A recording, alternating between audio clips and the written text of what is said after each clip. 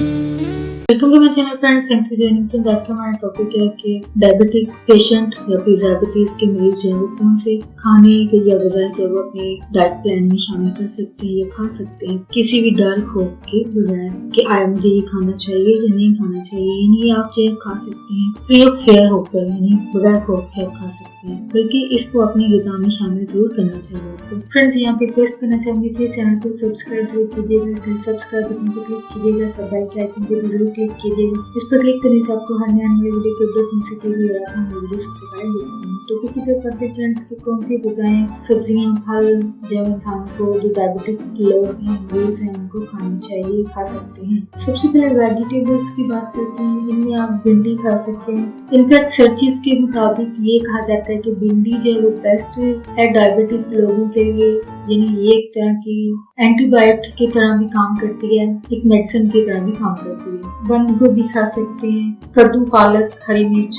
तोरी, काली तोरी जिसको घरों में कहा जाता है, वो आप इस्तेमाल कर सकते हैं। सलाद इस्तेमाल कर सकते हैं, जो कि डिफरेंट सब्जियों का बनता है, वो आप इस्तेमाल कर सकते हैं। इसके अलावा करेले का इस्तेमाल कर सकते हैं और इसको भी एक एंटीबायोटिक कहते हैं या एक मेडिसिन है, मेडिसिन के तौर पर भी इसको इस्तेमाल किया जा सकता है। नींबू का इस्तेमाल, मूली का इस्तेमाल कर सकते हैं। नींबू वगैरह के लिए मैं कहना चाहूंगी कि अगर आप किन्नू वगैरह इस्तेमाल करते हैं, इस तरह के जो खट्टे हैं या ग्रेप फ्रूट हैं वो बहुत ज्यादा खट्टे होते हैं, तो इनके इस्तेमाल में आपको एहतियात करनी चाहिए। ये स्पेशली उन लोगों के लिए जो अल्सर के भी साथ पेशेंट हो गए, यानी अगर इसके ना भी पेशेंट हो तो ये नेक्स्ट जो है वो आगे अल्सर की वजह बन सकता है, क्योंकि इसमें जो सिट्रिक या खट्टा जो पाया जाता है वो इसकी वजह बनता है। इसके अलावा प्याज का इस्तेमाल, ऑनियन का इस्तेमाल कर सकते हैं, बैंगन का इस्तेमाल कर सकते हैं, खीरा इस्तेमाल कर सकते हैं। लेकिन स्पेशली अगर जिन लोगों के स्किन का इशू हो जाता है, डायबिटिक लोगों का, यानी स्किन पर जो है वो रेड कलर के पैचेस बन जाते हैं, स्पॉट नजर आते हैं, जिन लोगों को ये मसला होता है उनको खीरे वगैरह